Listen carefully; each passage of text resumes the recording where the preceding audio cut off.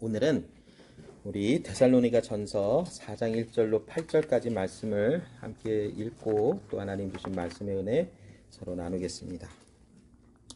데살로니가 전서 4장 1절부터 8절까지의 말씀입니다.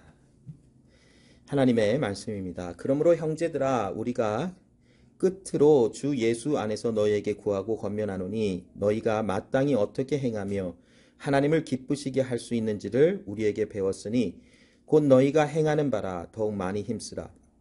우리가 주 예수로 말미암아 너희에게 무슨 명령으로 준 것을 너희가 아느니라. 하나님의 뜻은 이것이니 너희의 거룩함이라. 곧 음란을 버리고 각각 거룩함과 존귀함으로 자기 아내 대할 줄을 알고 하나님을 모르는 이방인과 같이 세욕을 따르지 말고 이 일에 분수를 넘어서 형제를 해하지 말라. 이는 우리가 너희에게 미리 말하고 증언한 것 같이 이 모든 일에 주께서 신원하여 주심이라. 하나님이 우리를 부르심은 부정하게 하심이 아니요 거룩하게 하심이니 그러므로 저버리는 자는 사람을 저버림이 아니요 너희에게 그의 성령을 주신 하나님을 저버림이라. 아멘. 자, 데살로니가 전서 1장부터 3장까지의 말씀은 이제 사도 바울이 그 데살로니가에 있는 성도들에게 많은 칭찬에 대한 것을 글로 편지로 전해준 말이었었어요. 거기에서 너희들은 하나님을 사랑하고 또 그 많은 어려움과 아픔 속에서도 너희의 믿음이 식어지지 아니하고 하나님을 끝까지 바라보는 그런 신실한 하나님의 사람들로 잘 서 있었다라는 것을 격려해주고 칭찬해주고 그들을 이렇게 많은 사랑으로 위로해주는 그런 내용이 기록됐어요. 자, 이제는 약간 4장에서부터 5장에는 조금 그 분위기가 바뀌어서 이 4장과 5장을 통해서는 이제 사도 바울의 그 편지의 내용은 조금 그 분위기가 바뀌어졌어요. 무엇이냐면 그들에게 부족한 점이 무엇인지를 사도 바울이 믿음 안에서 또 하나님의 은혜 아래서 기도하면서 그들에게 부족한 것이 무엇인지를 꾸중과 책망이 아니라 격려의 차원에서 그들에게 잘하고 있지만 이런 부분들이 너에게 조금 부족하니 조금 더 신경을 써라 라고 하는 어떤 그런 분위기 안에서 이 4장과 5장의 글을 기록해서 데살로니가에 있는 성도들에게 보내주었어요. 자, 이 내용을 우리가 좀 살펴보기 전에 우리가 좀 보는 것은 1절과 2절을 좀 우리가 살펴볼 건데, 자, 사도 바울이 데살로니가에 있는 성도들에게 뭐라고 말하냐면 너희가 하나님의 모든 말씀을 우리에게서 배웠다라고 말씀을 하며 그 배운 것을 너희가 행하고 있는 바라. 그러므로 그 행함을 더욱더 힘쓰라라고 하는 말을 권면해 주었어요. 자, 마태복음 5장 14절로 16절에 보면 하나님께서 제자들을 향하여 또 그곳에 모였던 많은 그 산 위에 있었던 많은 사람들, 이스라엘 사람들에게 너희는 세상의 빛이라 라는 것을 말씀해 주셨어요. 자, 그래서 동네가 숨겨지지 못할 것이고 사람이 등불을 켜서 어떤 그 말 아래 둔다라는 것은 낮은 곳에 어디 이렇게 감춰두는 것이 아니라 지방 가장 높은 곳에 두어서 많은 사람들에게 비치게 하는 것처럼 너희는 너의 빛을 세상 많은 사람들에게 비치게 하여 너의 착한 행실을 보고 하늘에 계신 너희 아버지께 많은 사람들이 영광을 돌리게 하라라고 말씀을 하셨어요.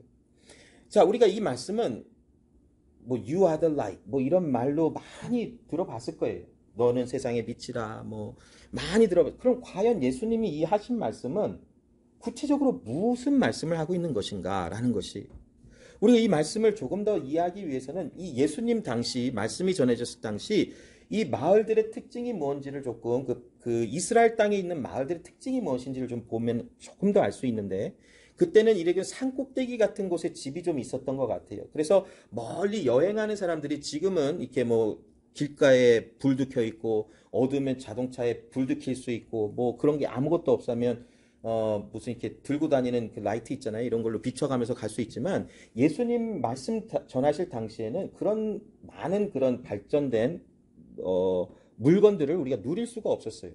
그래서 이 여행하는 사람들이 밤중에는 잘 안 다녔지만 혹시라도 밤에 다닐 수밖에 없는 상황 속에서 그들이 길을 찾을 수 있었던 것은 무엇이냐면 저 산 위에 있는 어떤 집에 불이 켜 있으면 아, 저곳이 동네이구나라는 것을 알아서 찾아갔던 어떤 그런 시대적인 배경이 있어요.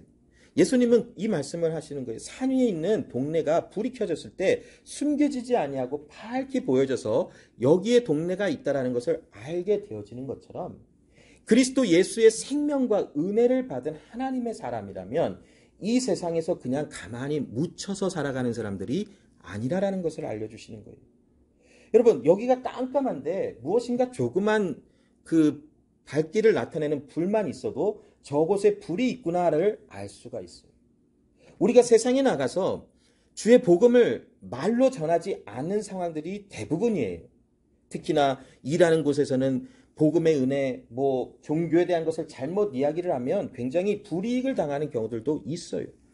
그렇기 때문에 때로는 우리가 정말 개인적으로 친하지 않은 직장 동료라면 복음을 막 마음대로 이게 나타내면서 내가 믿는 하나님을 너도 한번 믿어봐라고 말하지 못하는 그런 시대에 우리가 살아가고 있기는 해요.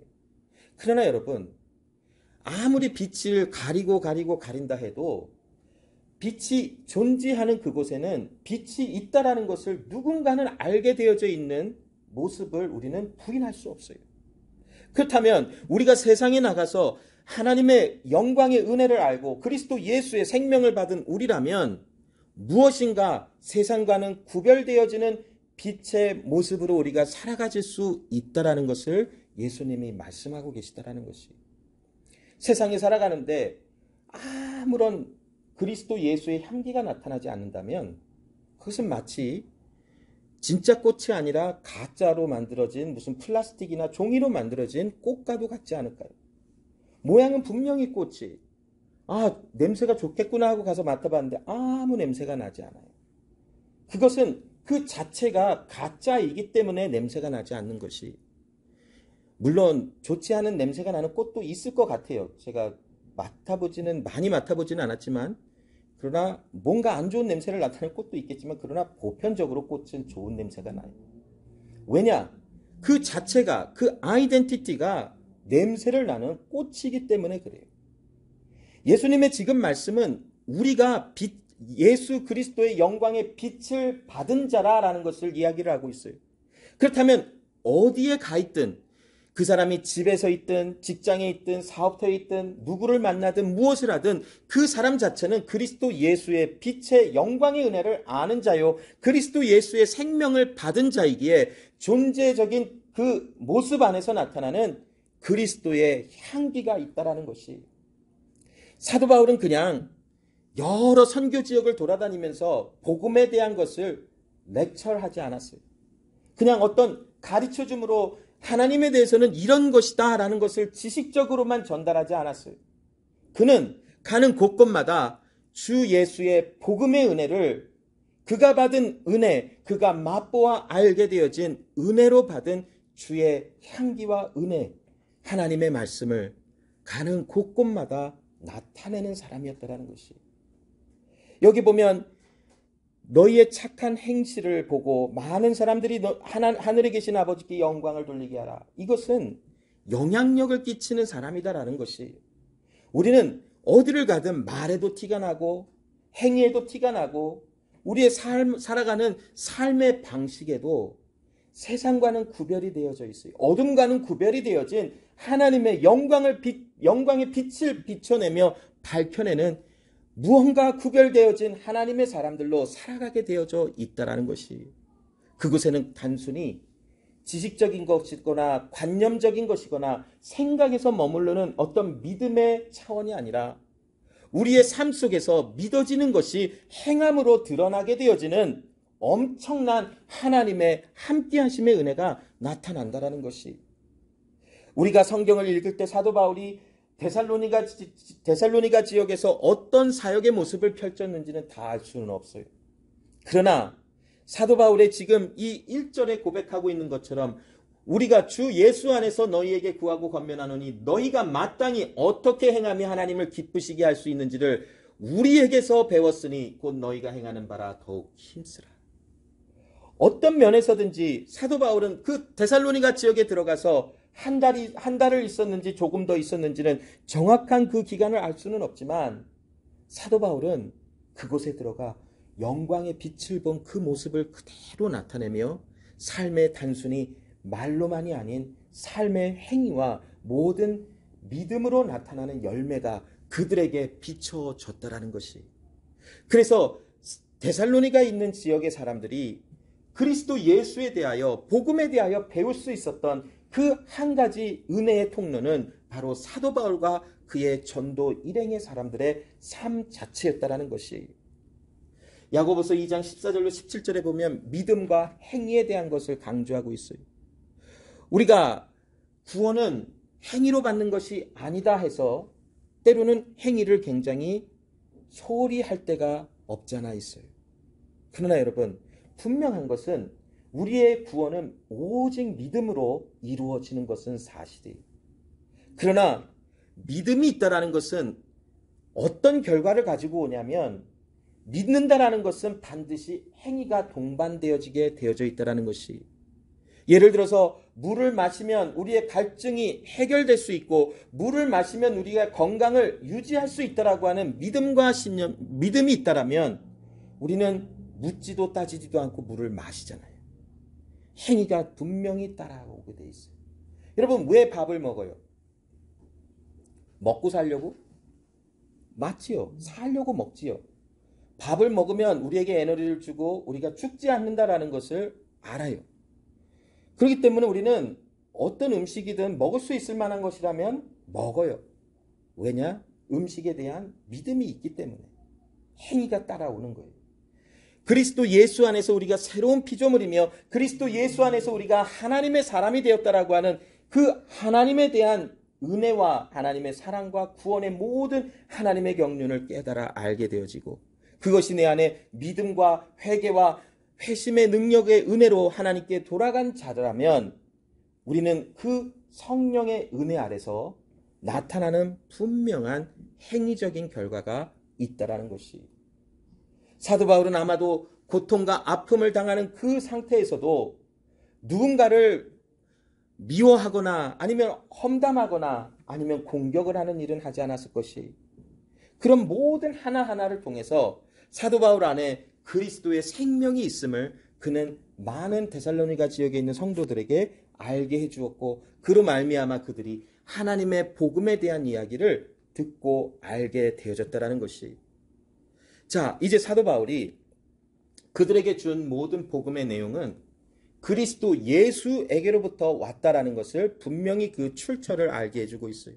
우리가 너희에게 가르치고 너희에게 보여주고 말 전한 모든 것은 우리의 어떤 이야기나 우리의 어떤 사상이나 우리의 어떤 신념을 너희에게 알려준 것이 아니라, 복음에 대한 모든 것은 그리스도 예수에게로부터 온 것이고요. 그것을 우리가 믿음으로 바라보며 우리가 살아나가는 복음적인 삶의 현실 속에서 너희에게 하나님의 말씀을 전해준 것이다라는 것을 알게 해준 것이.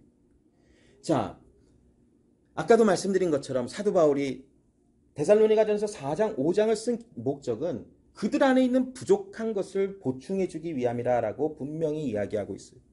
3장 10절에 보면 주야로 심히 간구함은 너희 얼굴을 보고 너희 믿음이 부족한 것을 보충하게 하려 함이라. 자, 무엇이 그들에게 부족함이 좀 있었을까요? 3절에 보면 하나님의 뜻은 이것이니 너희의 거룩함이라. 자, 어떤 면에서 사도 바울이 그들 안에 하나님의 거룩함이 부족했는지를 보았는지는 잘 알 수는 없어요. 그러나 뒤이어서 나오는 것을 보면 곧 음란을 버리라 라고 말씀을 하고 있어요. 과연 사도 바울은 이것을 통해서 어떤 메시지를 전달해 주고 있는 것일까 라는 것을 우리가 좀 살펴볼 것이. 자, 먼저 하나님의 거룩함이라고 하는 것을 하나님이 부르셔서 하나님이 뜻이 우리에게 거룩함을 주셨고 우리는 거룩한 삶을 살아야 된다라는 것이 무슨 뜻인지를 조금 살펴볼게요. 레위기 19장 2절 말씀에 보면 너는 이스라엘 자손의 온 회중에게 말하여 이르라. 너희는 거룩하라. 이는 나 야훼가 여호와가 너희 하나님 여호와 하나님이 거룩함이라. 너희를 부르신 너희를 자녀 삼으신 하나님은 거룩하시며 너희를 불러내셨기에 너희도 거룩한 자로 살아야 하는 것이 마땅하도다라고 하는 하나님의 완전한 거룩하심에 대하여 말씀하고 있어요. 우리가 하나님의 거룩하심을 하나님의 그냥 깨끗하심, 죄가 없으심만을 강조할 수 있지만 우리가 여러 차례 나눈 것처럼 하나님의 거룩은 모든 것과는 구별되었다라는 것이, 그 구별됨이라고 하는 것의 가장 핵심은 무엇이냐면 하나님은 전능하신 창조주 하나님이시다. 그 누구도 하나님을 창조하거나 만들지 않았고 하나님은 스스로 계신 자며 하나님은 이러한 분이시다. 세상과는 분리가 되었다, 구별되었다라는 것이 하나님의 거룩함이라는 것이. 그러면 그 하나님의 거룩함이 사람들에게 전달이 되어 하나님의 영광으로 나타나며 하나님은 그 영광, 하나님의 거룩함을 나타내는 영광 가운데 우리를 거룩한 존재로 만드셔서 하나님이 구별되어지시고 거룩하시며 흠과 티가 없는 모습으로 우리를 불러내시는 하나님의 거룩함이 우리에게 전달이 되었다라는 것을 우리가 이해할 수 있어요. 로마서 8장 29절 보면 하나님이 미리 아신 자들로 또한 그 아들의 형상을 본받게 하기 위하여 미리 정하셨으니 이는 그로 많은 형제 중에서 맏아들이 되게 하려 하심이니라. 구체적으로 하나님의 어떤 예수 그리스도 통하여 우리를 거룩하게 하심과 또 우리를 구별하심에 대하여 잘 나와 있는 것 같지 않지만 이 로마서 8장 29절은 우리에게 굉장히 중요한 메시지를 전달해 주고 있어요. 그것이 바로 많은 형제 중에 맏아들이 되게 하시는 하나님께서 예수 그리스도를 우리 안에 맏아들이 되게 하시는 일을 정하셨고 우리에게 주셨다라는 것을 알게 해주고 있어요. 이 말은 우리에게 무슨 말을 하고 계시는가? 우리에게 그리스도 예수에 통하여 나타나는 거룩함과 그리스도 예수 안에 있는 온전함이 우리에게 전달이 되었다라는 것을 이야기를 하고 있어요. 여러분, 사람은 그 누구도 스스로가 하나님 앞에 거룩해질 수 없어요. 구별될 수 없고 하나님의 말씀대로 살아갈 수 있는 존재들이 아니에요. 그러나 오직 한 길, 예수 그리스도로 말미암아 우리를 깨끗하게 하셨고 우리를 성화시키시며 온전케 하시는 하나님의 거룩함이 나타나도록 행하신 하나님의 은혜로 말미암아 우리가 지금은 연약하고 무너지고 또 부족한 모습으로 살아갈 수 있지만 그러함에도 우리는 하나님의 자녀이며 결국 마침내 우리를 그리스도 예수의 모습과 같이 변화시키실 하나님의 은혜가 소망이 우리를 기다리고 있다라는 종말론적인 믿음의 은혜를 가지고 우리가 살아가도록 만들어 놓으셨어요. 그러한 내용을 사도 바울은 데살로니가 지역에 있는 성도들에게 권면하며 너에게 이것이 조금 부족하니 조금 생각해보고 이 말씀을 무겁게 받아들이라 라고 말하고 있는 것이에요. 자, 하나님의 뜻은 이것이니 너희의 거룩함이라 곧 음란을 버리라 라고 말하고 있어요. 자, 우리가 이제 여기에서 한 100년이 지났다고 생각을 해볼까요? 그러면 100년 후에 100년 너무 짧은가요? 한 500년 후에 사람들이 500년이라는 시간이 지나갔어요. 뭐 그럴 건지 안 그럴 건지는 아무도 몰라요. 하나님의 은혜가 언제까지 이 세상을 지켜주고 계시는지 하나님이 정하신 끝이 어딘지는 아무도 몰라요. 그러나 그냥 우리가 그냥 이 예를 위해서 500년이 지나갔어요. 500년 후에 사람들이 2019년에 12월에서 2020년 1월, 2월, 3월에 사람들이 마스크를 쓰고 다녔더라 라고 하는 말을 읽었어요. 그러면 이 사람들이 왜 마스크를 쓰고 다녔을까? 뭐 코로나 뭐가 돌아다녀서 마스크를 쓰고 다녔대. 그렇구나 라고 알아요.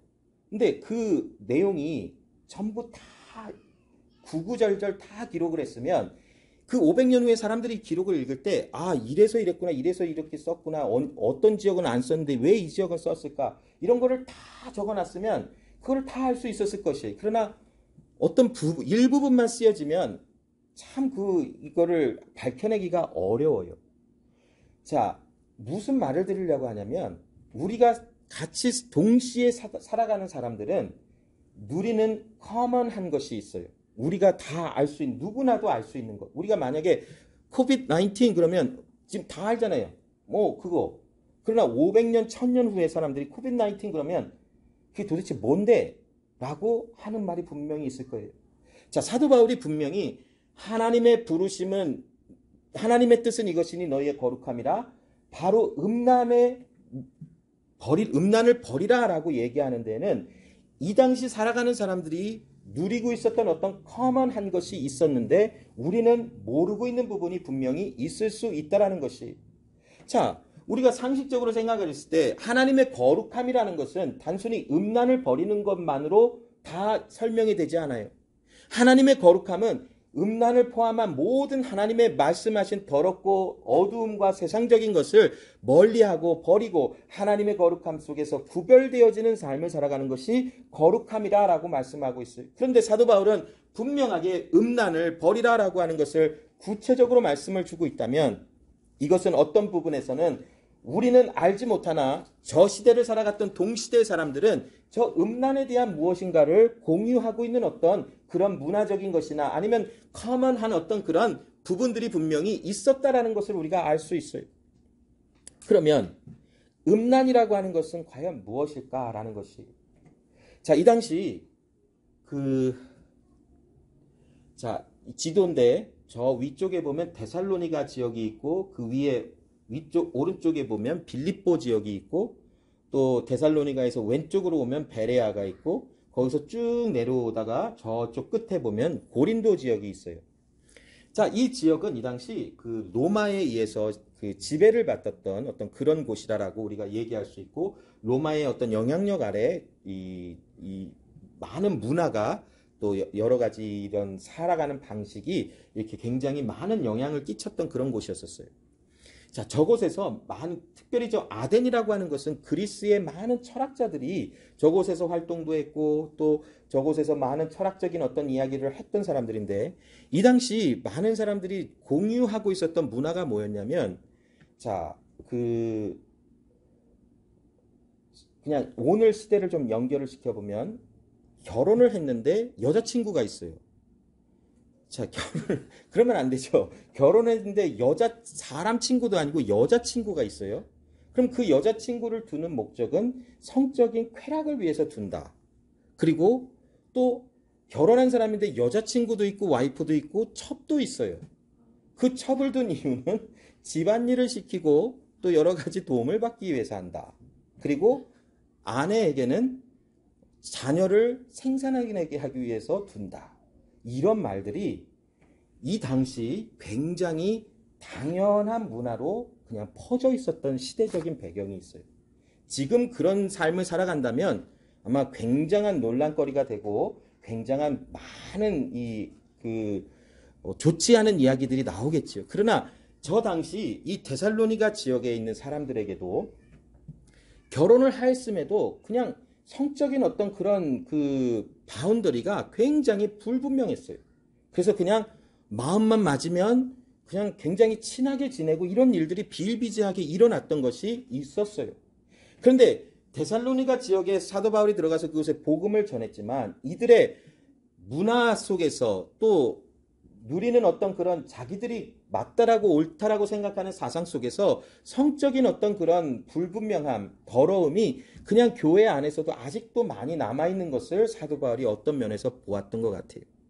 디모데가 저쪽에서 그 이야기를 가져다가 고린도에 있는 바울에게 전화해 줄 때 바울은 심각하게 그거를 기도하면서 그렇지 않아도 고린도에서도 심각한 성적인 그런 더러움과 아픔들을 많이 보았잖아요. 그것을 동일하게 역시 데살로니가 지역에 있는 성도들에게도 하나님의 뜻은 이것이 너희의 거룩함이라 곧 음란을 버리라 라고 알려주고 있다는 것이. 자, 여기서 이 말씀을 보면 자, 각각 거룩함과 존귀함으로 자기 아내를 대할 줄 알라 라고 하는데 자, 이 4장의 한국말 버전과 영어로 번역된 것은 조금 그 내용이 달라요. 여기 보면 각각 거룩함과 존귀함으로 자기 아내 대할 줄을 알라라고 말하지만 영어 성경에 보면 저기를 아내라고 번역된 부분을 his own body라고 번역을 해 두었어요. 자, 아내와 자기 몸은 굉장히 달라요. 물론 남자와 여자가 결혼하면 한 몸이라고 하는 관점에서 본다면 똑같다라고 말할 수 있는 사람들도 있을 수 있겠죠. 그러나 분명히 저기는 아내와 자기 몸은 굉장히 다른 의미에서 기록이 됐었을 것 같아요. 그러면 과연 이거를 어떻게 해석을 하는 것이 옳은 것일까? 그 헬라어 원어를 보면 스쿠아스라고 하는 말이 저 아내와 그 한국말 아내 또 영어로는 바리라고 번역된 부분에 있는 단어예요. 이 스쿠아스라고 하는 것은 영어로 그것을 번역을 해보면 vessel이에요. 무엇인가를 담는 것이 될 수도 있고 뭔가 움직이는 수단이 될 수도 있는 어떤 그런 걸 단어를 나타내는 베슬이라고 하는데 자 이거를 그 헬라어 성경 단어 사전을 찾아보면 이 스쿠아스를 어떻게 뜻을 하고 있냐면 a general term that can refer to a human being이라고 번역이 되어 있어요. 자 그러면 왜 한국말 성경에는 아내라고 번역을 해뒀을까? 왜 영어 성경에는 발이라고 했지만 한국말 성경엔 아내라고 했을까? 물론 이 스쿠아스라는 것을 아내나 몸이라고 번역을 해도 그렇게 큰 무리가 있지는 않아요. 그러면 우리의 지금 중요한 것은 음란을 버리라고 하면서 각각 거룩함과 존귀함으로 자기의 뭐를 컨트롤할 수 있어야 된다라고 이야기를 하는데 그것이 아내인가 자기 몸인가 도대체 무엇인가 라는 것을 우리가 좀 생각해 보면 이 말씀을 조금 더 구체적으로 이해를 할 수 있을 것 같아요. 5절에 가보면 하나님을 모르는 이방인과 같이 세욕을 따르지 말고 이 일에 분수를 넘어서 형제를 해하지 말라. 자 4절 5절 6절의 이 말씀을 다 읽어봤을 때 우리가 단순히 이 스쿠아스를 아내라고 번역을 한다면 조금 무리가 있어요. 그리고 사도 바울이 굳이 이 아내로 번역이 된 이 스쿠아스를 아내, 와이프라고 분명히 이야기할 수도 있지만 은유적인, 비유적인 단어가 내포하고 있는 뜻을 내포하고 있는 스쿠아스를 쓴 데에는 분명히 어떤 의도가 있을 수밖에 없다라는 것이. 그래서 시간이 지금 너무 많이 가서 이것을 간략하게 설명을 해주면 스쿠아스는 사람의 몸에 특별히 남자의 성기를 지칭하는 말에 쓸 수 있다라고 번역을 하고 있어요. 자, 그렇다면 우리가 각각 거룩함과 존귀함으로 자기의 몸을 컨트롤하라. 이 말이 되고 있는 것이. 자, 6절을 좀 설명해 보면 이 일의 분수를 넘어서 형제를 해하지 말라. 이게 지금 상상하기도 어려운 일이 나타나고 있는데 교회 안에서 믿음의 형제의 와이프와 관계를 갖는 사람들이 나타난 것이에요. 그러니까 얼마나 이것이 참 마음 아픈 일이고 이 사람들이 마음을 아파했는지 막 힘들어했는지 그건 잘 모르겠어요. 그러나 우리의 일상적인 어떤 그런 생각 안에서는 굉장히 있을 수도 없는 그런 일이잖아요. 뭐 있을 수도 없지만 나타나긴 하겠지만 그러나 그것은 비정상적이다라고 하는 것을 우리의 일반적인 상식적에서 알고 있어요. 자, 그런데 그때에도 아마 이 일이 형제를 해야 하는 일로 어느 정도 존재는 하고 있었던 것 같아요. 그러니까 사도 바울이 이 일의 분수를 넘어서 너희가 몸을 컨트롤하지 못해서 교회 안에 너희 형제의 와이프와 관계를 맺거나 그런 넘지 말아야 할 선을 넘음으로 너희의 형제를 마음을 상하게 하거나 넘어지게 하지 말라라는 것을 당부하고 있는 것을 우리가 볼 수 있다는 것이. 자, 그러면 과연 이것을 우리가 어떻게 우리의 삶에 적용할 수 있을 것인가? 말씀을 준비할 때도 굉장히 난감해요. 분명히 하나님의 뜻은 너희의 거룩함이라. 굉장히 제너럴하고 분명한 하나님의 뜻인 걸 알아요. 그러나 여기에 사도 바울이 곧 음란을 버리라라는 것을 과연 우리의 삶 속에 어떻게 적용을 할 수 있고 어떻게 우리가 이것을 받아들일 수 있는 것인가 라는 것을 좀 생각해 볼 때에 조금 어려운 점이 없지 않아 있어요. 자, 7절로 8절에 보면 하나님이 우리를 부르심은 부정하게 함이 아니요 거룩하게 하셨다. 그러므로 너희가 이 하나님의 말씀을 저버린다면 그 말을 전한 사람의 말을 저버리는 것이 아니라 하나님의 말씀을 너희가 무시하는 경우가 되는 것이다라고 하는 강력한 메시지를 전달해주고 있어요. 자, 그러면 여기서 우리가 이해를 좀 돕기 위해서 하나님이 육체적인 관계를 왜 허락하셨냐라는 것이 성경의 그 근원을 쫓아나가 보면 하나님이 남자와 여자가 합하여 하나가 되어지는 그 육체적인 연합에 대한 것을 말씀하실 때 무엇을 말씀해 주셨냐면 생육하고 번성하라라는 것이 관계, 그 육체적인 관계에 하나님이 디자인하신 것은 생육하고 번성하여 자녀를 생산해내라라는 것을 1차적인 목적으로 주셨어요. 그것을 이루시기 위해서 그 육체적인 관계에 하나님이 기쁨을 더하사 그것을 행함으로 사람들이 자녀를 생산해낼 수 있도록 하나님이 디자인하시고 말씀해 주신 목적이 육체의 연합에 있다라는 것이에요. 그런데 오늘날 만약 사람들이 단순히 육체의 쾌락을 위해서만 육체적인 관계를 쫓아나간다면 하나님이 디자인하신 자녀를 잉태하고 생산해내는 목적을 저버리고 우리의 사람의 생각 가운데 육체의 쾌락과 기쁨을 주는 것만을 우선시하며 나가는 이 자체가 하나님 앞에는 거룩함이 아니라라는 것을 말하고 있다는 것이. 자, 예를 들어서 이 물건의 목적은 슬라이드 쇼를 넘기는 것이에요. 근데 갑자기 이것에 목적을 다하지 않고 뭐를 할까요, 얘가? 갑자기 불을 나타내나요? 아무튼 뭔가 다른 목적과는 다르게 어떤 일을 한다면 저는 분명히 이것을 이 슬라이드를 넘기는 것에 목적을 두고 사용하는 건데 그렇지 돌아가지도 않고 그냥 누를 때마다 막 불이 나가고 막 어디에 불 내고 막 이런다면 이것은 전혀 그 목적에 디자인된 대로 사용되지 못하는 경우가 나타나고 있는 것이. 하나님께서 육체적인 관계와 그 모든 것을 만들어 놓으신 것에는 가장 우리가 기억하고 잊지 말고 넘지 말아야 할 선은 무엇이냐면 자녀 생산에 대한 하나님의 디자인과 목적이 있다는 것이. 그렇게 하기 위해서 하나님께서 거기에 기쁨과 유쾌함과 또 즐거움을 더하여 놓으신 것이.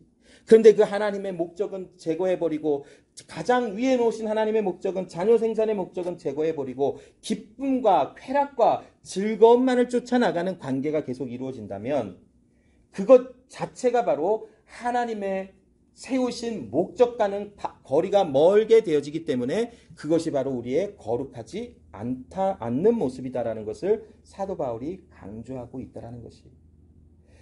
여러분, 아까도 말씀드린 것처럼 우리의 거룩은 단순히 성적인 범죄에서 깨끗하라 이것만이 우리에게 말씀하시는 거룩함이다라고 말씀하고 있지 않아요. 거룩하지 않다라는 것은 무엇인가? 우리가 하나님이 디자인하신 대로 살아가지 않는 것, 하나님이 우리의 삶의 목적을 두신 대로 살아가지 않는 이 모든 것이 바로 거룩함과는 거리가 멀다라는 것이. 인간의 최종 목적과 하나님이 세우신 최종 목적은 무엇일까요? 하나님이 인간이라고 하는 사람을 왜 창조하셨을까요? 그것은 바로 하나님께 영광을 돌리기 위하여 하나님이 사람을 창조해 두셨어요. 그 영광을 돌리기 위함이라는 것은 하나님이 목적하신 바를 그들의 삶을 통하여 나타내기 위하심. 이것이 바로 하나님이 사람에게 세우신 목적이라는 것이. 사람이 하나님이 우리를 지으신 목적대로 살아가는 그 자체가 바로 하나님 앞에 거룩한 사람이다라고 성경은 이야기를 하고 있어요. 단순히 성적인 어떤 그런 하나님이 창조하시고 목적하신 곳에서 벗어나고 그것만 지키면 다 거룩하다는 것이 아니라 이것은 단순히 어떤 한 일부분이지 정확하게 우리가 이 말씀을 좀 이해하고 묵상하며 볼 때에 무슨 메시지가 우리에게 전달되고 있는 것인가? 하나님이 우리의 삶에 두신 목적은 하나님께 영광을 돌리는 것이다. 이것이 사람에게 주신 최상의 최종의 목적이며 하나님이 이루시고자 원하시는 하나님의 계획이다라는 것을 알고 살아가는. 그러므로 우리가 부족하고 연약하지만 하나님께서 나의 삶 속에 세우신 목적이 무엇인지를 알면서 그 하나님의 만드신 대로 살아가는 삶을 살아가도록 몸부림을 치며 애통해하고 넘어지고 부족할 때에 하나님의 은혜를 구하는 그 삶이야말로 하나님의 목적이 있는 삶으로 하나님 앞에 거룩하게 살아가는 삶으로 살아가는 것이지 않을까요? 갈라디아서 5장 16절로 17절에 내가 이르노니 너희는 성령을 따라 행하라. 그리하면 육체의 욕심을 이루지 아니하리라. 육체의 소욕은 성령을 거스리고 성령은 육체를 거스리나니 이 둘이 서로 대적하므로 너희가 원하는 것을 하지 못하게 하려 함이라. 하나님은 우리에게 성령의 은혜를 주셔서 성령 하나님의 은혜로 말미암아 우리가 하나님의 목적을 담은 대로 살아가도록 만들어 놓으셨어요. 그러면 하나님의 성령이 우리에게 주시는 그 음성과 말씀을 세밀하게 듣고 그 말씀을 따라 나가는 삶으로 살아가도록 몸부림쳐줘야 된다는 것이, 이것은 단순히 행위적인 것을 강조하는 것이 아니라 우리의 본질이, 우리의 신분과 정체성이 그리스도 예수의 생명을 받도록 하나님의 성령이 함께 하시는 하나님의 성전이 되었으니 그의 신분에 합당한 삶의 열매를 맺기 위한 하나님의 목적이 이루어지는, 하나님의 뜻이 이루어지는 삶으로 살아가도록 몸부림쳐지는 것은 굉장히 자연스러운 일이라는 것이, 나는 원래 깨끗한 사람인데 더러운 곳에 들어가면 어떻게 하려고 그럴까요? 깨끗해지기 위해서 몸부림을 치는 것이 당연하다라는 것이, 그리스도 예수의 생명을 담은 하나님의 성령께서 함께 하시는 성전이 되었기 때문에 우리가 모든 삶의 목적이 하나님께로 향하고 있고, 우리의 삶의 모든 관심과 목적이 하나님의 말씀으로 가져지는 것은 당연한 것이에요. 그러나 그런 삶이 살아가는 것이 육체 안에서 때로는 많이 무너지기 때문에 몸부림치고 회개의 열매가 맺혀지는 순간이 바로 그곳에 있다라고 설명하고 있는 것이, 로마서 12장 1절로 2절에 그러므로 형제들아 내가 하나님의 모든 자비하심으로 너희를 권하니 너희 몸을 하나님이 기뻐하시는 거룩한 산 제사로 드리라. 이는 너희가 드릴 영적 예배니라. 너희는 이 세대를 본받지 말고 오직 마음을 새롭게 함으로 변화를 받아 하나님의 선하시고 기뻐하시고 온전한 뜻이 무엇인지 분별하도록 하라라고 권면하고 있어요. 여러분, 우리는 하나님의 성령이 거하시는 전이에요. 하나님의 거룩함, 하나님의 깨끗하심이 임하고 있는 성전이라는 것이. 그러면 우리가 세상에서 살아갈 때에 세상의 관점대로 살아가는 것이 즐겁고 유쾌하고 아무런 저항이 없다면 뭔가 심각한 일이 나타난 것이, 어디를 가든 내 뜻을 주장하고 내 주장이 일어나지 않으면 화를 내고 막 마음대로 막 해버리고 하는 이런 모든 삶이 있을 수 있어요. 그러나 그곳에서 애통함이 없다면 심각한 문제라는 것이, 우리의 삶은 세상의 빛의 역할을 하며 하나님의 성품과 하나님이 누구신지를 나타내는 삶을 살아가야 돼요. 복음을 증거하는 것에 방해가 되고 회방이 된다면 그 어떤 삶의 모습도 다 끊어질 수 있게 살아가는, 그것이 바로 하나님의 목적이 이루어지는 삶으로 살아가는 것이라고 할 수 있을 것이. 그러나 우리가 매일의 삶 속에 내 욕심을 채우고 내 뜻이 관철되지 않으면 난리를 치고 나만 생각하는 삶에서 벗어나지 못한다면 심각하게 생각을 해봐야 되지 않을까요? 우리는 하나님의 거룩한 제물 산제사로 드려지는 그리스도 예수의 생명을 받은 하나님의 사람들이, 우리는 그리스도 예수 안에서 영광의 빛을 발하는 하나님의 우리의 삶의 목적하시고 디자인하신 대로 삶을 살아가는 하나님의 사람들이라는 것이, 그게 우리의 뉴 아이덴티티예요. 그러나 그것에 맞춰서 살아가지 못하기 때문에 우리의 마음은 가슴을 치며 하나님 앞에 회개하며 호소하게 되어져 있다라는 것이, 그 무너진 현장에서 야훼 하나님의 이름, 여호와 하나님의 이름을 부르며 나를 불쌍히 여겨달라고, 나를 온전케 해달라고 하나님 앞에 구하고 간구하는 모습이 우리의 삶에 반드시 나타나게 되어져 있다라는 것이. 여러분, 세월은 너무 빨리 지나가는 것 같아요. 우리의 젊음이 영원할 것 같지만 점점 더 끝을 향하여 누구나 할 것 없이 다 나가고 있어요. 종말적인 온 우주적인 종말을 우리가 분명히 다 맞이할 것이지만 그 전에 누군가에게는 개별적인 종말을 누군가는 다 맞이하게 되어져 있어요. 그것이 바로 육체의 생명이 끊어지는 그날일 것이.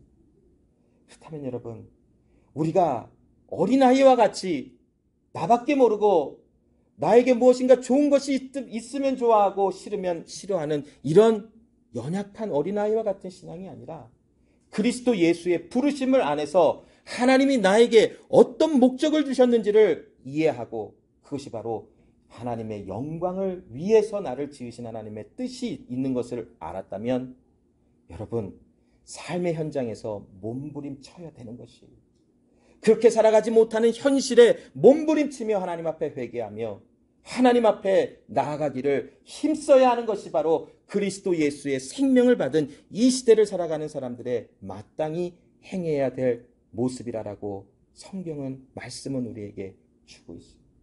오늘 사도 바울은 이 데살로니가 전서를 통해서 굉장히 다루기 힘든 어떤 그런 토픽일 것이지만 그러나 그 하나님의 말씀을 분명히 하고 있어요.